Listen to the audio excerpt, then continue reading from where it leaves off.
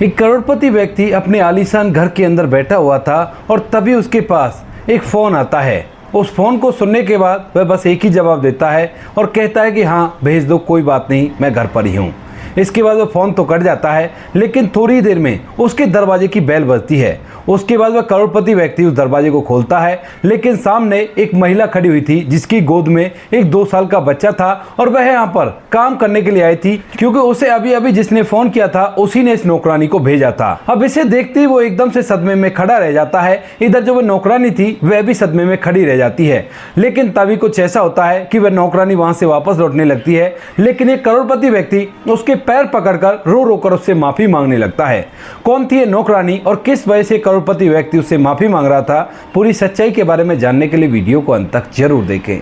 मुंबई के अंदर एक सूरज नाम का लड़का रहा करता है। सूरज जिसके घर में उसकी माँ है, और सूरज शराब पिया करता है, जुआ खेला करता है और पूरी तरह से आवारा लड़का है। सूरज की माँ इस बात को देख देकर काफ़ी ज़्यादा परेशान रहा करती है, क्योंकि किसी टाइम पे उनके पास अपना घर था और अच्छी तरह से वो घर के अंदर रहा करते थे, लेकिन जब से उसके पिता की मौत हुई है तो उसके बाद जो बेटा होता है वह पूरी तरह से बिगड़ गया है और वह इसी तरह से रहा करता है। इस बात से माँ काफ़ी ज़्यादा परेशान रहती है, लेकिन तभी उसकी माँ की एक सहेली होती है और वह उससे कहती है कि तू ऐसा कर, अपने बेटे की शादी करा दे। सुना है कि शादी होने के बाद अच्छे अच्छे सुधर जाया करते हैं, तो हो सकता है शायद तेरा बेटा भी सुधर जाए। इधर जो माँ होती है वह इस बात को सोचकर उसकी शादी कराने का फैसला करती है, क्योंकि वह भी बीमार रहा करती है, क्योंकि एक तो उसका पति चले गया है और ऊपर से जवान बेटा नशे में चूर रहा करता है, इधर उधर जुआ खेला करता है। तो इसी वजह से वह सोच रही है कि उसकी आंखों के सामने अगर उसका बेटा सुधर जाए तो बड़ा ही अच्छा रहेगा, और इसीलिए वह अपने बेटे के लिए इधर उधर लड़की ढूंढने लगती है।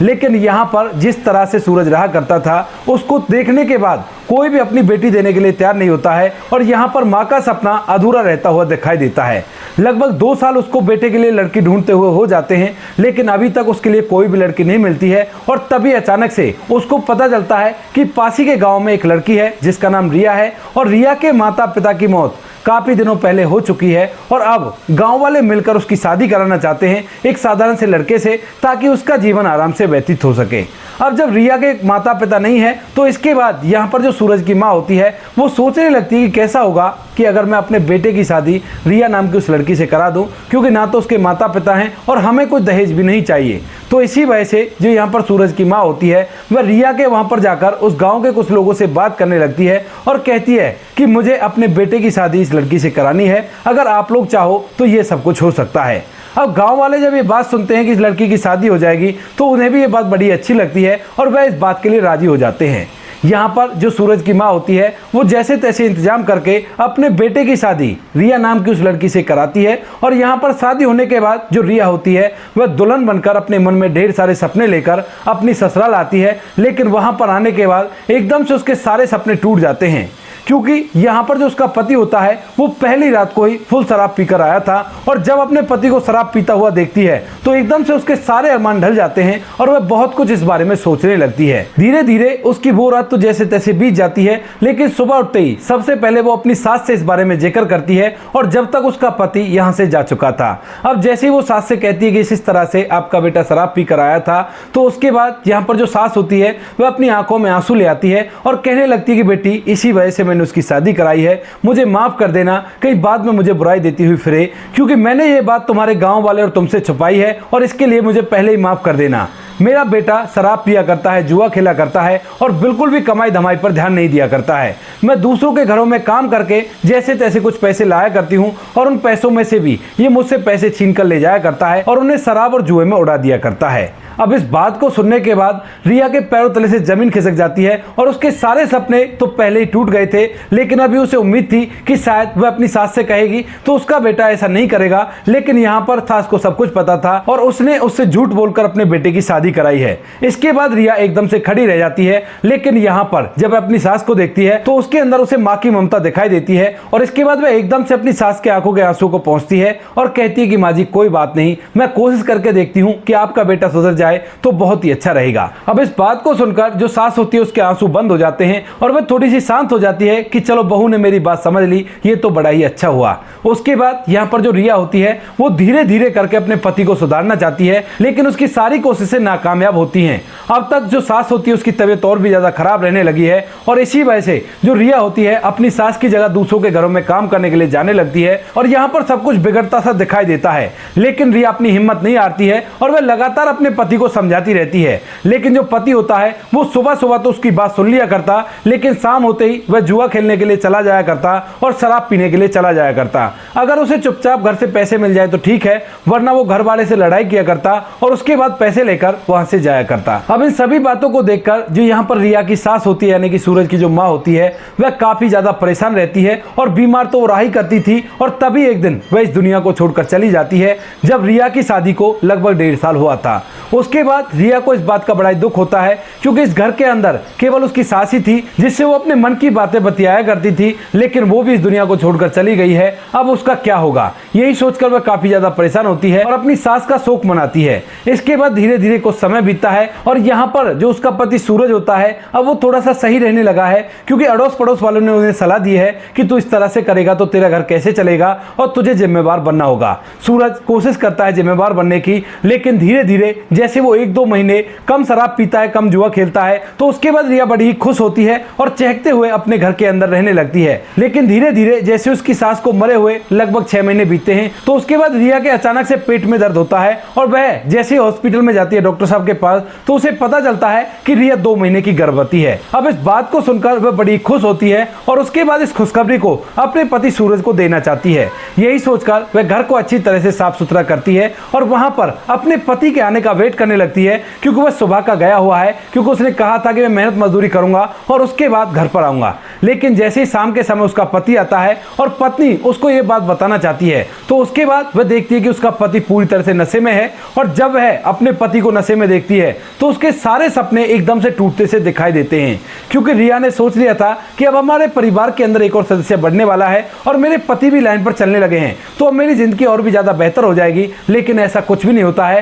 क्योंकि उसका पति रात के समय शराब पीकर घर में आया था। अब इसके बाद पत्नी उस पर चिल्लाने लगती है, लेकिन यहाँ पर जो सूरज होता है वह एकदम से उसको जोरदार चांटा लगा देता है और कहता है कि खबरदार, अगर तुमने एक वर्ड भी बोला और मैं इस घर का मर्द हूं तो जैसे मैं करूंगा वैसे ही होना होगा। अगर मैं शराब पीकर आता हूं तो तुम्हें चुपचाप घर के अंदर रहना चाहिए, ना कि मुझसे किसी भी बात के लिए कुछ भी कहना चाहिए। अब यह बात देखकर रिया चुपचाप एक कोने में खड़ी हो जाती है और यहाँ पर जो पति होता है वह घर के अंदर आकर अपने बिस्तर पर आराम करने लगता है। पत्नी रात भर उस कोने में खड़ी खड़ी बहुत कुछ सोचती रहती है और धीरे धीरे वो रात पूरी तरह से निकल जाती है। लेकिन रात भर में रिया ने एक फैसला कर लिया था और उसने सोचा था कि ये बिल्कुल भी नहीं सुधरने वाला और अगर मैं यहाँ पर रही तो मेरा होने वाले बच्चे का जिंदगी कैसी होगी इसका कोई भरोसा नहीं है, क्योंकि जब पिता ही ऐसे काम किया करता है तो क्या गारंटी है कि बच्चा ऐसा काम नहीं करेगा। इस बात को सोचकर जो रिया होती है वो अपने पति से अलग होने का फैसला करती है और जैसे ही दूसरे दिन सुबह सुबह उसका पति होश में आता है तो उसके बाद वो उससे कहने लगती है कि सूरज, अब बहुत हो गया, मैंने काफी तुम्हें सुधारने की कोशिश कर ली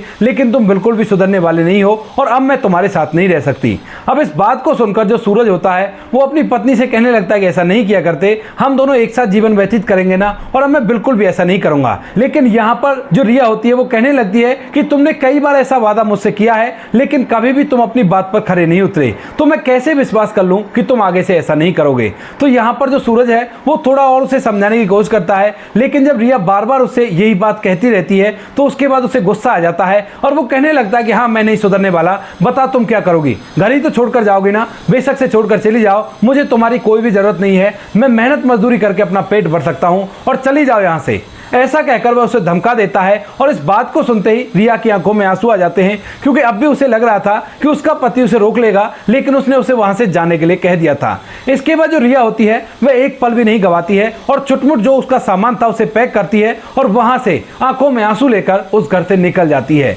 इसके बाद रिया के पास कुछ अपने पैसे थे तो उन पैसों से वे एक और दूसरी झोपड़पट्टी में जाकर मुंबई के अंदर ही रहने लगती है और वहीं पर पास ही में एक पोस्ट एरिया था जहां पर बहुत बड़े बड़े घर होते हैं जिनके अंदर अमीर लोग रहा करते हैं और वहां पर काम वाले की तनख्वाह अच्छी खासी हुआ करती है। अब जो रिया है वहां पर रहा करती और उस पोस्ट एरिया में अपने लिए काम ढूंढने लगती है, क्योंकि जिस बस्ती के अंदर वो रहा करती है वहां पर ज्यादातर महिलाएं काम वाली का काम किया करती हैं और वो सभी इस पोस्ट कॉलोनी में जाया करती हैं लोगों के घरों में काम करने के लिए और अच्छा खासा पैसा कमाया करती हैं। इसी वजह से जो रिया होती है वहां पर इसी तरह से करने लगती है और उसको भी काम लगने लगता है। धीरे धीरे समय बीतता है और समय के साथ साथ रिया की जैसी डिलीवरी का समय आता है तो अब तक रिया की कुछ सहेलियां भी यहाँ पर बन गई हैं और वो सहेलियां उसको हौसला देती हैं, कहती है कि तू चिंता मत कर, हम सब कुछ ठीक कर देंगे और हम तुम्हारा साथ देंगे, कोई भी परेशानी नहीं है। क्योंकि रिया ने जब अपनी कहानी उन महिलाओं को सुनाई थी तो उन्हें भी इस पर बहुत ज़्यादा तरस आया था कि किस तरह से इसके माता पिता भी इसे छोड़कर चले गए और उसके बाद जो शादी हुई उसके पति ने भी उसका बिल्कुल भी साथ नहीं दिया। तो इसी वजह से ये सभी लोग इसका साथ देने लगते हैं और यहाँ पर जब उसकी डिलीवरी होती है तो बस्ती की महिलाएं मिलकर उसका अच्छे से देखरेख करती हैं और 6 महीने तक उसे बिल्कुल भी कुछ भी काम नहीं करने देती हैं। लेकिन 6 महीने बाद जो रिया होती है वह उनसे मना कर देती है और कहती है कि मैं काम पर जाऊंगी, बस तुम ऐसा करो, मेरे लिए कोई ऐसा काम देख दो जिस काम पर मैं अपने बच्चे को अपने साथ ले जा सकूं और उनको इस बात से कोई भी आपत्ति नहीं हो। अब इसके बाद वो महिलाएं मिलकर उसके लिए ऐसा काम ढूंढने लगती हैं तो उन्हें काम तो मिल जाता है लेकिन बहुत ही कम काम मिलता है और ऐसे घरों में मिलता है जहां पर वो सैलरी कम दे रहे थे। लेकिन रिया इसके लिए भी हामी भर देती है और वहां पर रहने लगती है। धीरे धीरे समय बीतता है और समय के साथ साथ रिया का जो बच्चा होता है वो 2 साल का हो गया है और वह थोड़ा थोड़ा बोलने भी लगा है। अपनी माँ से तरह तरह की बातें कहा करता है तोतली सी आवाज में और इन बातों को सुनने के बाद रिया की दुनिया मानो एकदम से पूरी हो जाती है और उसे लगता है कि यही है जिंदगी और मुझे अपने बच्चे को अब अच्छी तरह से पालना पोसना है और कोई भी दिक्कत नहीं है। सब कुछ अच्छी तरह से चल रहा था। रिया ज्यादातर अपने बच्चे को अपने साथ ही ले जाया करती, सब कुछ अच्छी तरह से चल रहा था। लेकिन तभी एक दिन एक उसकी सहेली होती है जो कि काम वाली का काम ही किया करती है और वह उसे बताती है एक नए फ्लैट के बारे में जिसमें अभी अभी आकर एक अमीर व्यक्ति बसा है और उस अमीर व्यक्ति को एक काम वाली चाहिए। अब यहाँ पर जितनी भी महिलाएं थी उनका काम पूरी तरह से बटा हुआ था और उनके पास बिल्कुल भी टाइम नहीं था। लेकिन रिया जो कि बच्चे को ले जाकर काम किया करती थी उसके पास समय था और यहाँ पर जो महिला होती है उस अमीर व्यक्ति से जब वह काम वाली की उससे कहता है तो यहाँ पर उससे कह देती है कि एक काम वाली है लेकिन उसका 2 साल का बच्चा है और वह अपने बच्चे को लेकर ही काम पर आया करती है। तो यहाँ पर वह व्यक्ति कह देता है कि कोई बात नहीं, मुझे काम वाली की जरूरत है और तुम उससे कह देना कि अपने बच्चे को लेकर आ जाएगी, मुझे इससे कोई भी आपत्ति नहीं है क्योंकि इस फ्लैट के अंदर मैं अकेला ही रहा करता हूँ। तो यहाँ पर रिया की वो सहेली उसे उस फ्लैट वाले के बारे में बताती है और रिया भी उसके लिए तैयार हो जाती है क्योंकि उसे अपने बच्चे के फ्यूचर के लिए कुछ पैसे इकट्ठा करने हैं। तो इसी वजह से यहाँ पर दूसरे दिन जो रिया होती है वह उसके बताए हुए एड्रेस पर पहुंच जाती है। वहां पर जाने के बाद रिया डोरबेल बजाती है और इसके बाद दरवाजा खुलता है। लेकिन जैसे ही दरवाजा खुलता है तो उसके बाद रिया की आंखें एकदम से ठहर जाती हैं और उसे लगने लगता है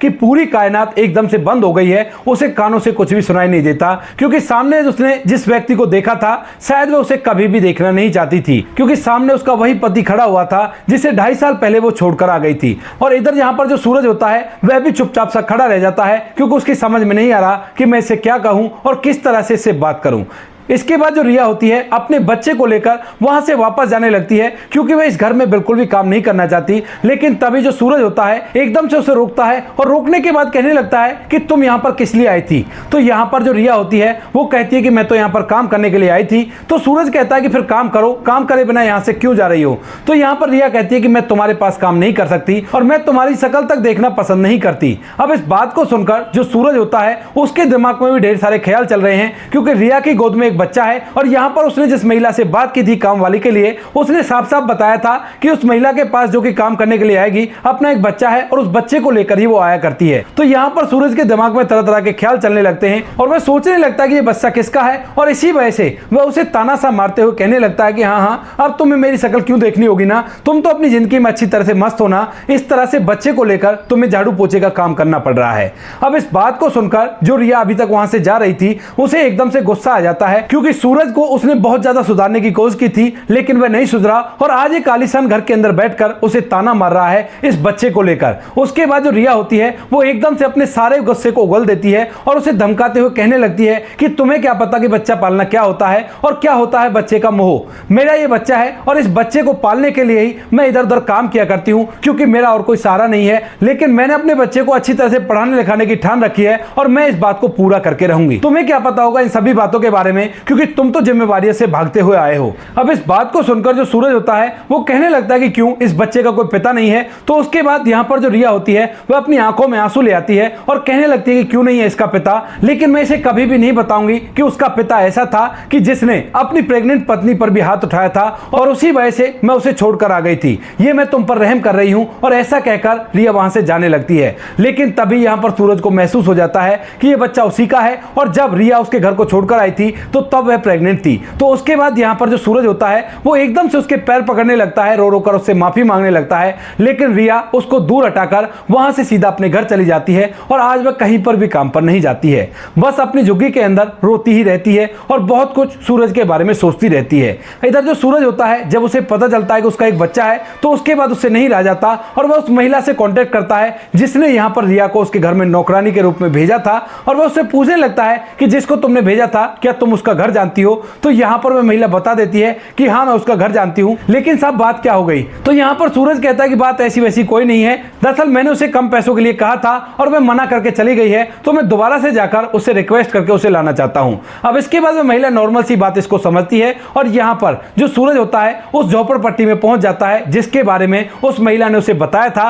और वहां जाकर पूछ पूछ कर वह रिया की उस झुग्गी में चला जाता है जिसके अंदर रिया अपने बच्चे के साथ रहा करती है। अब जैसे ही सूरज उस झुग्गी में घुसता है तो वहां पर रिया एक कोने में बैठकर फूट फूट कर रोए जा रही थी और जैसे ही वो सूरज को देखती है तो फौरन से अपने आंखों के आंसुओं को पहुंचती है और उससे कहने लगती है कि अब क्या लेने के लिए आए हो तुम यहाँ पर, और चले जाओ यहाँ से, मैं तुम्हारी शक्ल तक देखना पसंद नहीं करती। अब इस बात को सुनकर जो सूरज होता है वो फिर से उससे रो रो कर माफी मांगने लगता है और कहता है कि रिया मुझे माफ कर दो, मुझसे बहुत बड़ी गलती हो गई और इस गलती का एहसास मुझे जब हुआ था जब तुम घर से चली गई थी, क्योंकि तुम्हारे जाने के कुछ ही दिनों बाद वो घर नहीं रहकर एक कबाड़ खाना बन गया था और उसके बाद मुझे तुम्हारी अहमियत और मेरी माँ की अहमियत याद आती है। उसके बाद मैं कई दिनों तक फूट फूट कर रोता रहता हूँ, लेकिन अब मैं कर भी कुछ नहीं सकता था क्योंकि तुम वहां से चली गई थी और तुम्हें मैंने बहुत ज्यादा ढूंढने की कोशिश की ताकि मैं तुमसे माफी मांगकर तुम्हें अपने साथ रख सकूं, और जब तुम मुझे नहीं मिली तो उसके बाद मैंने छोटा मोटा बिजनेस स्टार्ट किया और उस बिजनेस को चलाकर आज मैं एक बहुत अमीर आदमी बन गया हूं और मैंने शराब और जुए को छूना तक भी बंद कर दिया है।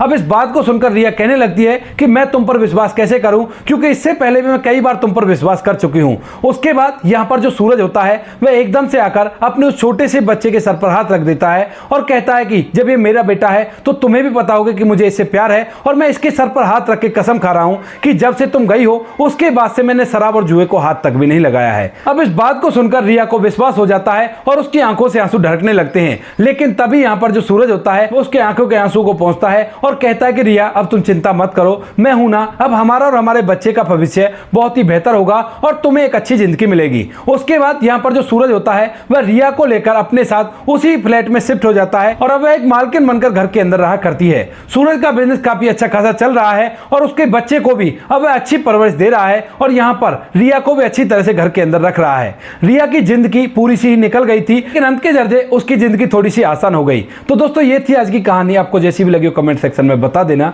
वीडियो अगर अच्छी लगी हो तो वीडियो को लाइक और चैनल को सब्सक्राइब जरूर करें ताकि हमें थोड़ा सा हौसला मिल सके आप लोगों के लिए ऐसे अच्छे वीडियो बनाने के लिए। इन कहानियों को सुनाने का उद्देश्य किसी को परेशान करना बिल्कुल भी नहीं है। ये कहानी आपको इसलिए सुनाई जाती है ताकि आप लोग इन कहानियों में से कुछ ना कुछ सीख सको और अपने जीवन में उस चीज को अप्लाई कर सको। मिलते हैं किसी नेक्स्ट वीडियो नए टॉपिक के साथ, तब तक के लिए जय हिंद, जय भारत, जय हिंदुस्तान।